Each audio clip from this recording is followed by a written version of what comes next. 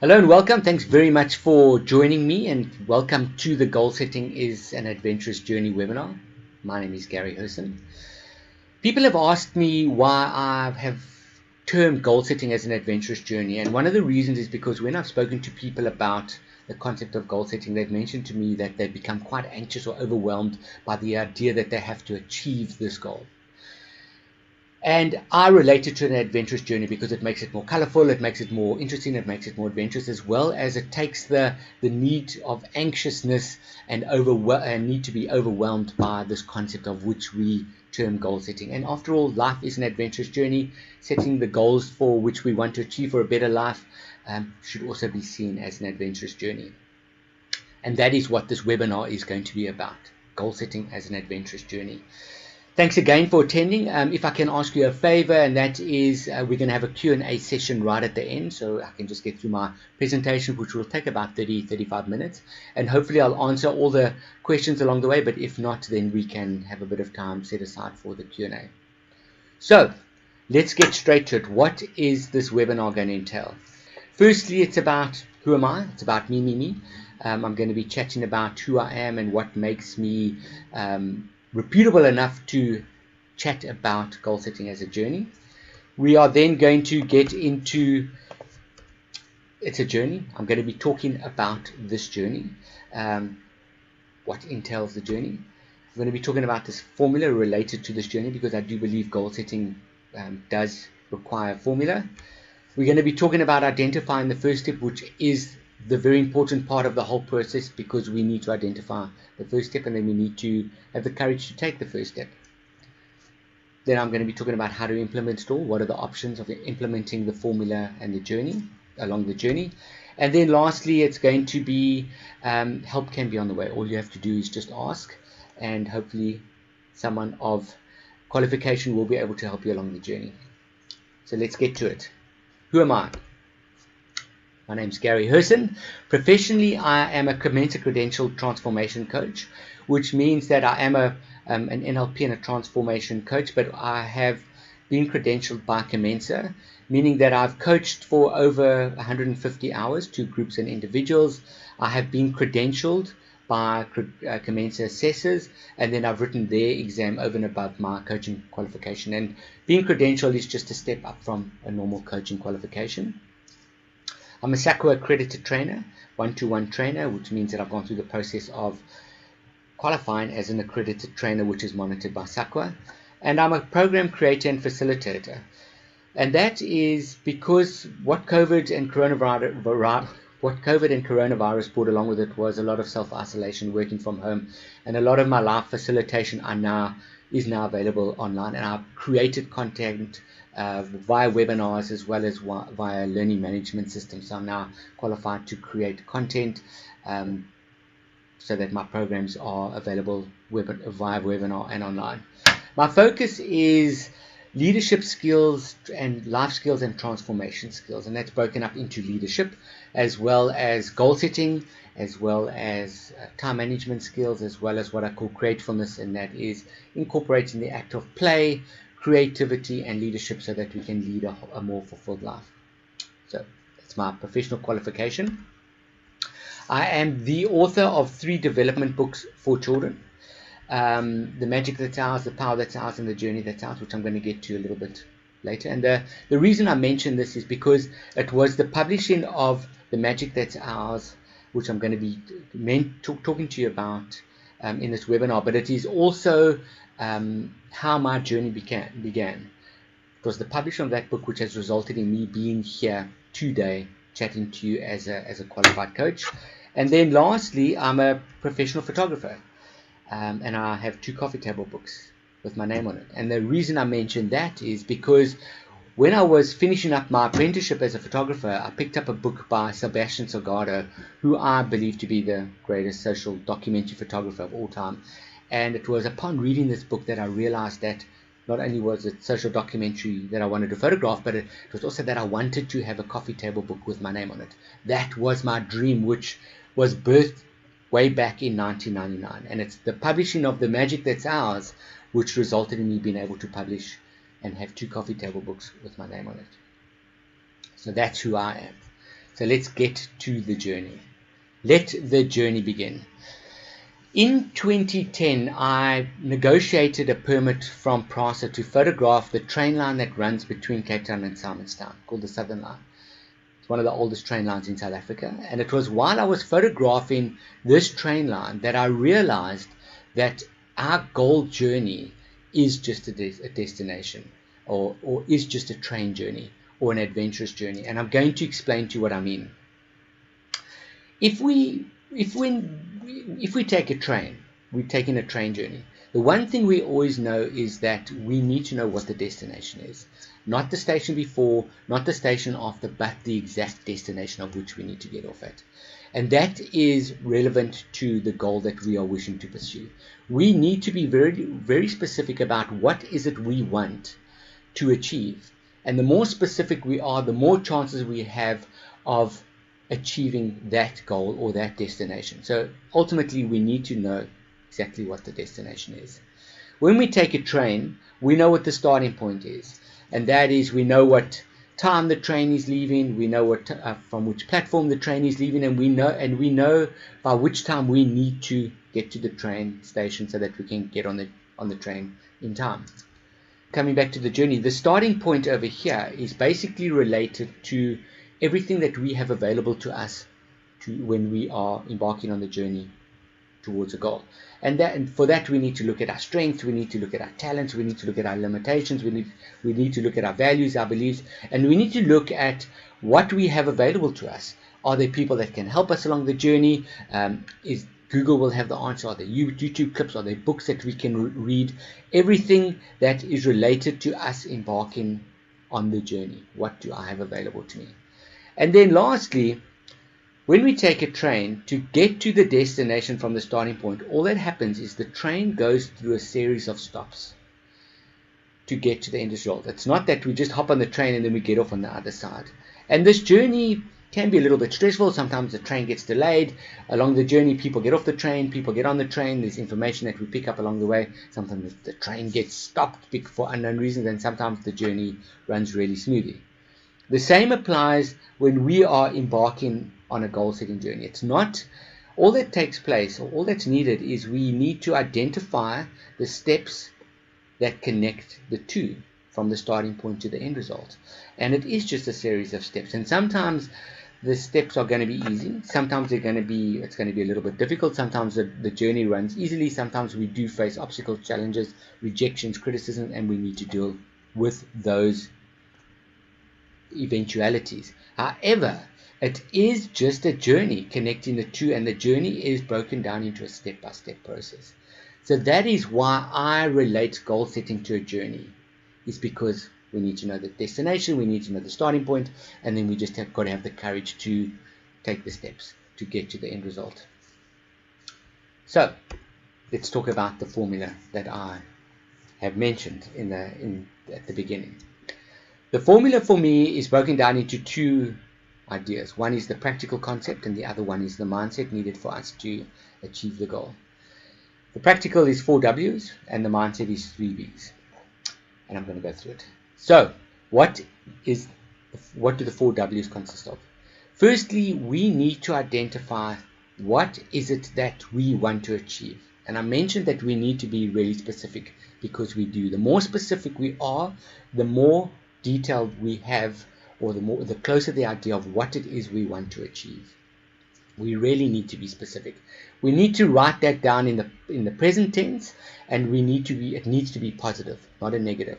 And why it needs to be the present tense? Because the subconscious mind doesn't identify between different tenses. So if we put it in the present tense, we are telling the mind that we've already achieved this goal. Why does it need to be positive?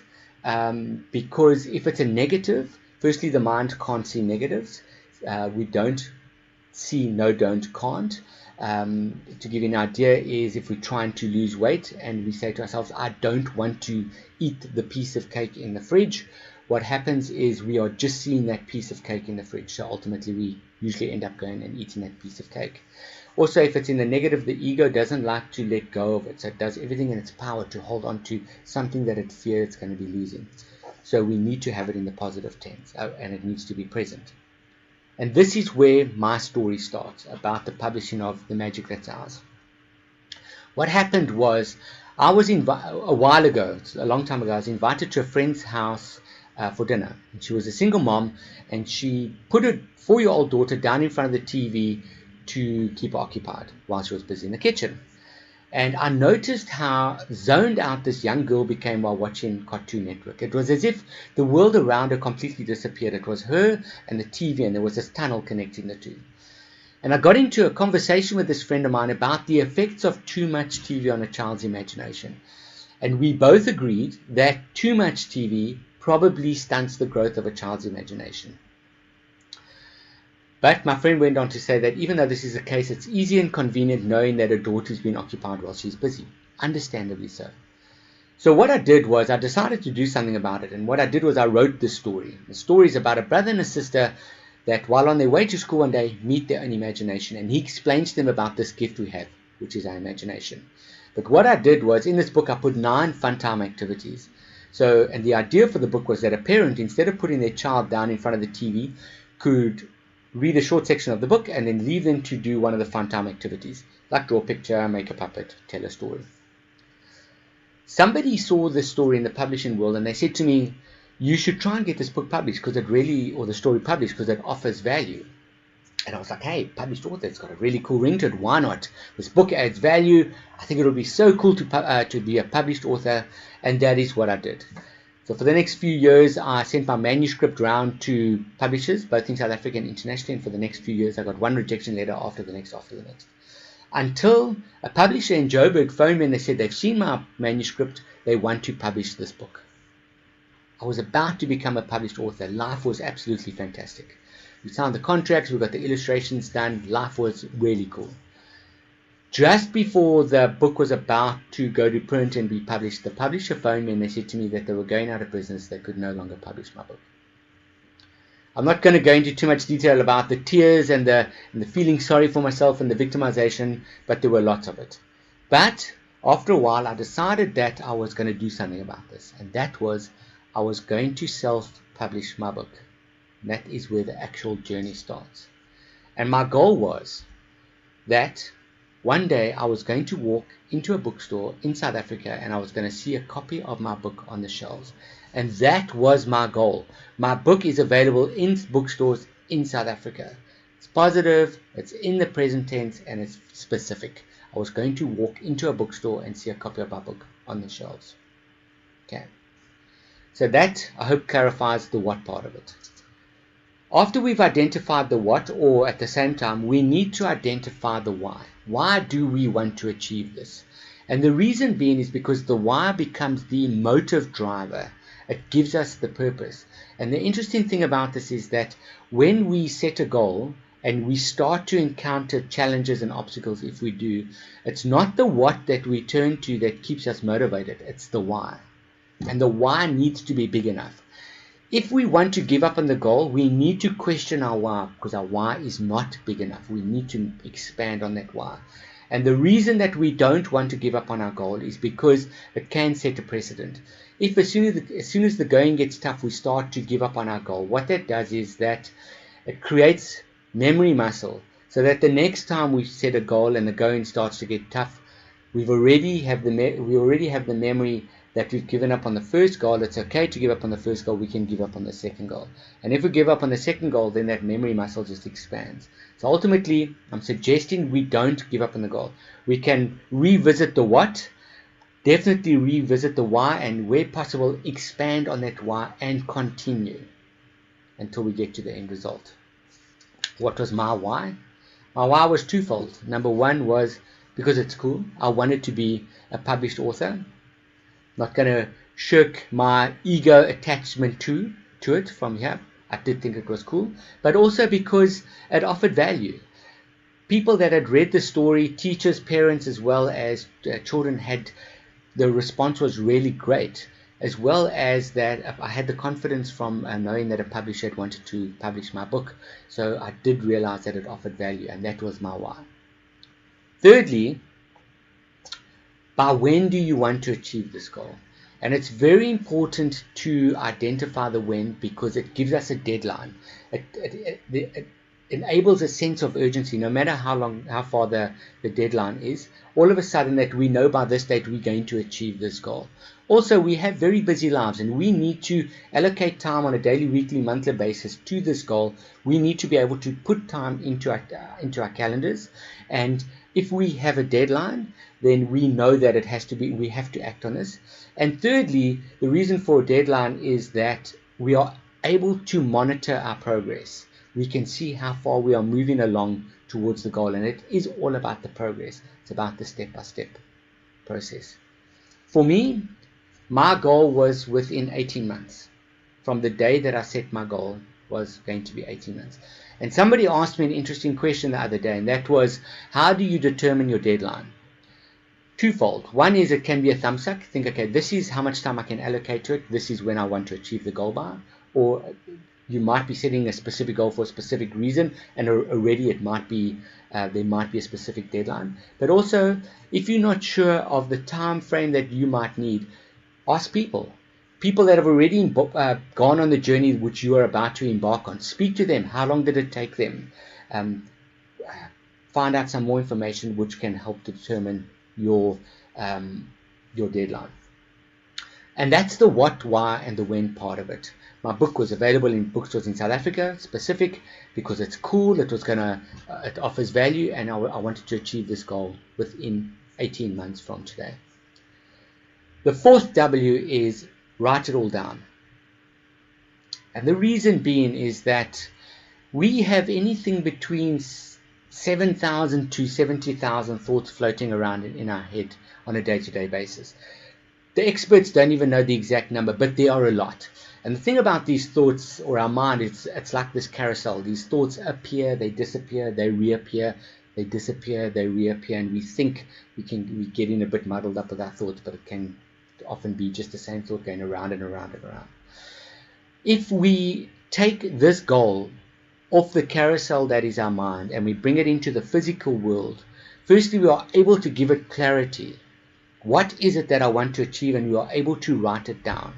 Then we take that goal and we put it in a place where we see it on a day-to-day basis, so that we are reminded that this is something that has urgency. Also, it has been proven that if we write our goals down and put them in a place where we see them on a day-to-day basis, we have a 50 to 60% more chance of succeeding at this goal, as opposed to if this goal just floats around on this carousel that is our mind. So it is imperative that we write it down. We are making a contract with ourselves. This is something that I am now going to achieve. So that is the 4 W's: what, why, when, and we write it all down. The mindset needed is related to beliefs. Number 1 is we need to believe that the goal is achievable. We need to believe that the goal is achievable. And I'm going to say it again. We need to believe that the goal is achievable. There are going to be people that won't buy into our goal, but it doesn't matter what their belief is. We need to believe the goal is achievable. If we don't believe that it's achievable, don't even start, because we're going to give up sooner rather than later. I think that's safe to say. The second belief is that we need to believe that if we are not sure of how to achieve the goal, it can be learned. If we are not sure of how to achieve the goal, we can acquire the knowledge. And I'm going to tell you a bit of a story. The Wright brothers, who we all know invented the first flying motorized craft, believed that they could build this craft that would be motorized and fly through the air. And at the time, they were bicycle manufacturers. Okay? And they believed in it so much so that they embarked on this journey to build this craft. But along their journey, they encountered quite a few challenges and obstacles. And one of them was that they couldn't work out the correct angle for the blades of the propeller to create enough lift to get this craft off the air. Now, just think, at the time, this was 1901, 1902, they couldn't Google the answer, they couldn't phone an aeronautical engineer, they couldn't wander down to a local airfield and see how other motorized crafts were being built, because they were busy building the first motorized flying craft. Through trial and error, they acquired the knowledge. So much so that we now fly to space using the same principles that the Wright brothers first imagined. We need to believe that we can acquire the knowledge that will get us to the end result. And that's one of the reasons people don't give up, or do give up on their goals before they start, is because they're not sure that they have the knowledge for it. Doesn't matter. We just need to believe that we can acquire the knowledge. Thirdly, and as importantly as the other two, is that we need to believe that we are good enough to achieve this goal. We need to have a very healthy level of self-belief related to this goal, because we don't achieve what we want, we achieve what we expect to achieve, and that expectation is related to our level of self-belief. We need to believe that we are good enough. And I believe that self-belief is a very valuable commodity. It's more valuable than all the money, all the gold, all the diamonds available, because if we have a healthy level of self-belief, we can achieve what we set our mind to. And unfortunately, we compare ourselves to others. We buy into what the media tells us about the lives that we should be living, so we do question our self-belief. But we need to understand that we have unique talents, unique strengths. We have limitations, we have our values, but that we are unique. And the more we know who we are as individuals, the more our self-belief grows, or we have a healthy level of self-belief. Coming back to my story, did I believe that my goal was achievable? Absolutely. I had no doubt that I could achieve this goal. Self-publishing and independent publishing was on the rise. People had done it before me. I totally believed that I could do it. I believed that I could acquire the knowledge. I was going to speak to self-published authors and the likes. I definitely believed that I could learn what was required to achieve this goal, because I knew absolutely nothing about the world of self-publishing. And did I believe that I was good enough? Again, absolutely. My level of self-belief was at a level where I totally believed that I was good enough to achieve the goal. So we have the 4 W's. We have the 3 B's. Now I want to talk about the first step. And the thing about one of the reasons many of us give up on our goals and dreams is because in our mind's eyes, these goals are these amazing dreams. They are colorful, they are huge, and we are not sure of how we're going to get to the end result. The secret to this is that we don't have to know how to get to the end result. We need to believe that we can get there. But all we need to do is identify the first step. What is the first step needed for me to embark on this journey?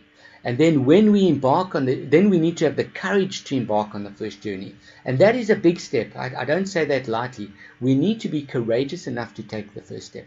The thing about once we take the first step, the second step appears, and then the third step appears, and then the fourth step appears. And sometimes they're conscious steps, sometimes it's just ideas, sometimes they come from speaking to other people, sometimes they're coincidences.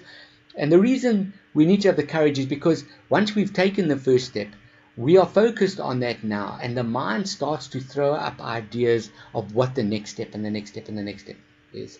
And the thing about it again is that once this journey starts, sometimes the going is easy, just like a train journey. The view is amazing, the train is running smoothly. Sometimes there's challenges, sometimes there's obstacles, sometimes there's criticisms and rejections, and we need to deal with that. We sometimes need to change the direction, but ultimately once we're on the journey, we just shift the journey accordingly so that we can progress until we get to the end result.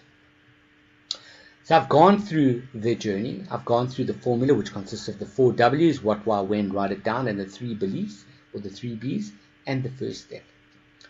Coming back to my story, my first step was that I needed to speak to everybody in the world of publishing that could assist me along the journey. I spoke to self-published authors, I spoke to publishers, I spoke to bookstore owners, I spoke to illustrators, I spoke to editors, I spoke to distributors, I spoke to marketers, I spoke to anybody that was willing to help me.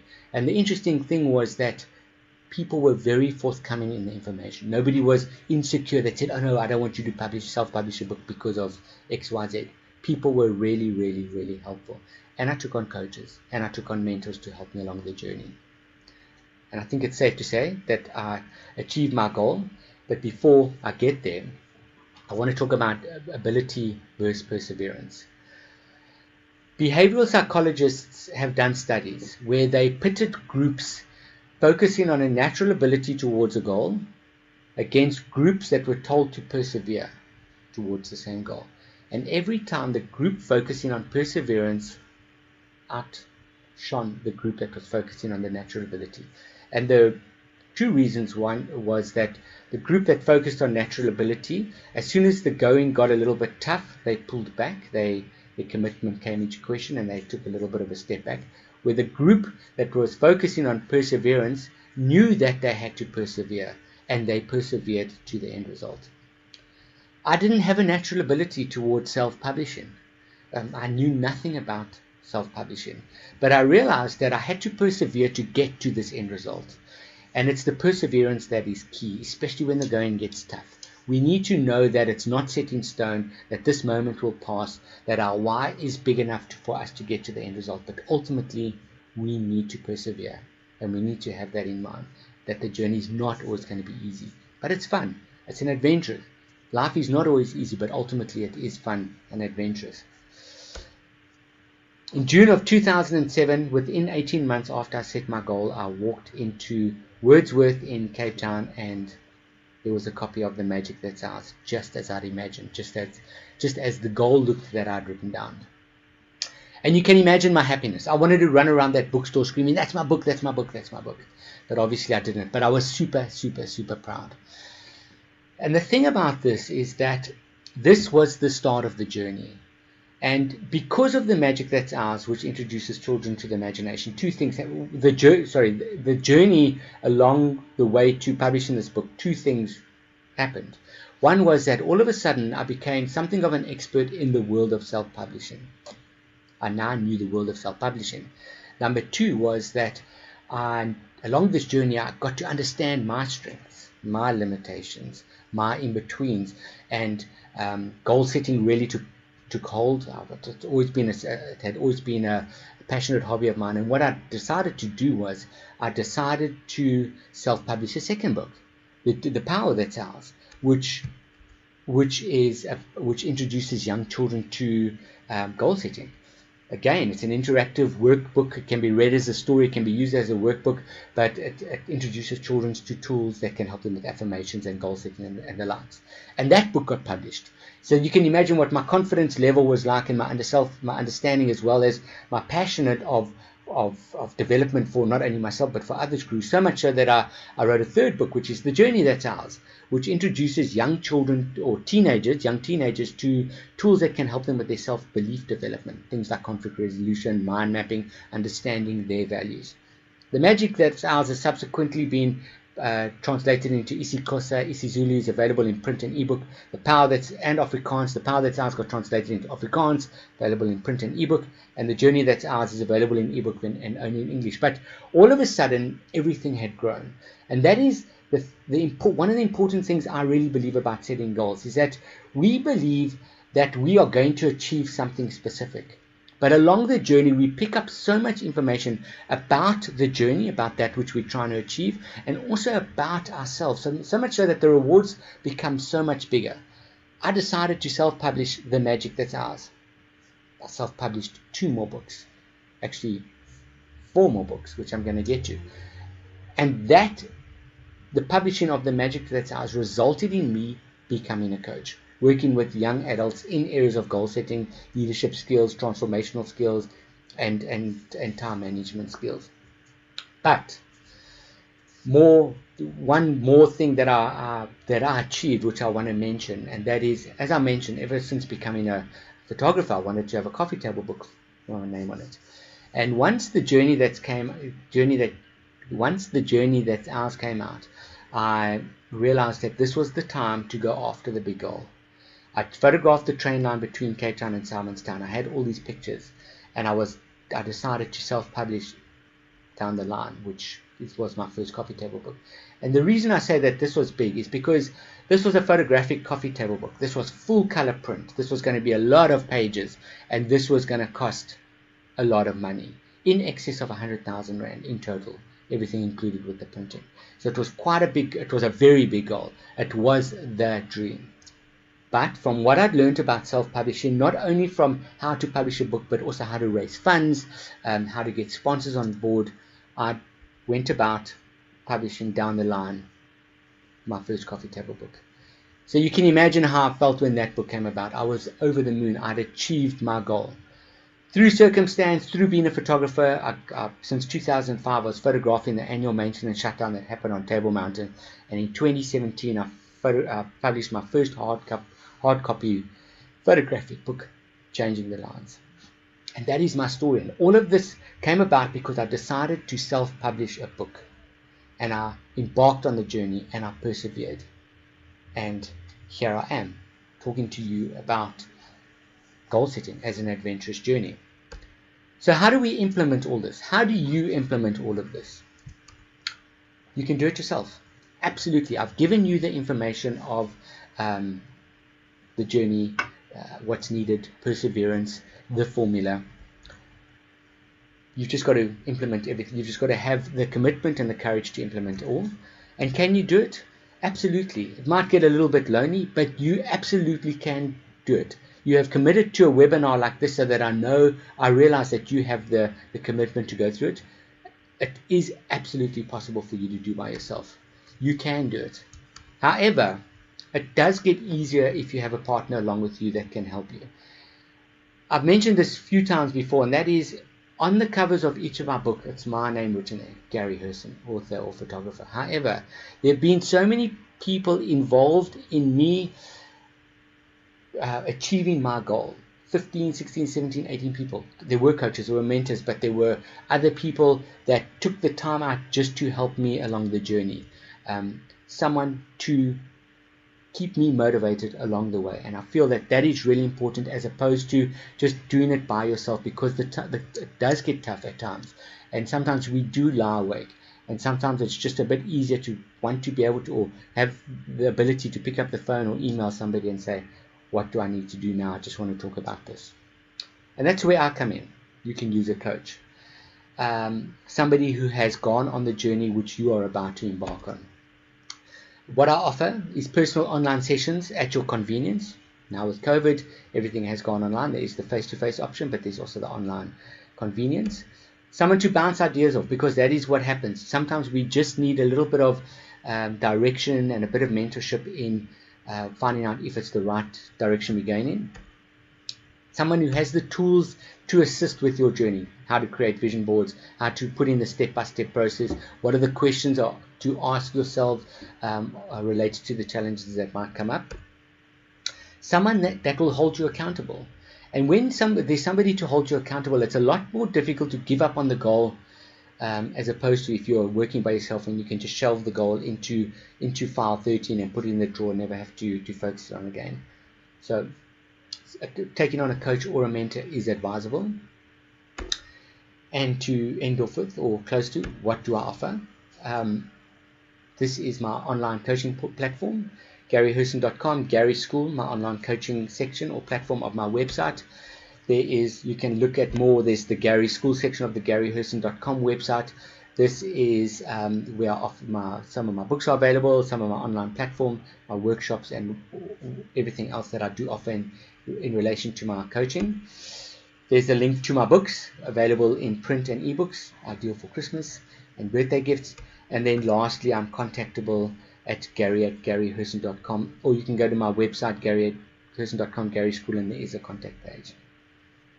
And this is everything that I can think of to tell you within in the sphere of goal setting, and why I link it to an adventurous journey, because ultimately life is an adventurous journey, and we need to keep it as lighthearted and as fun as possible. So in closing, before we get to the Q&A session, I want to say thank you very much for your time. I know it is valuable. I know you have a lot of your plate, and I really appreciate your time, and I honor you for taking the time out to listening to me about how I believe goal setting is an adventurous journey. And once again, if you would like to contact me via any of these platforms, I'm open to having a chat with you, and hopefully we can work together, or hopefully I will chat to you about your own personal or professional goals. Once again, thank you very much for your time. Have a great day further, and the very best of 2021 and moving forward. Thanks a lot. Cheers.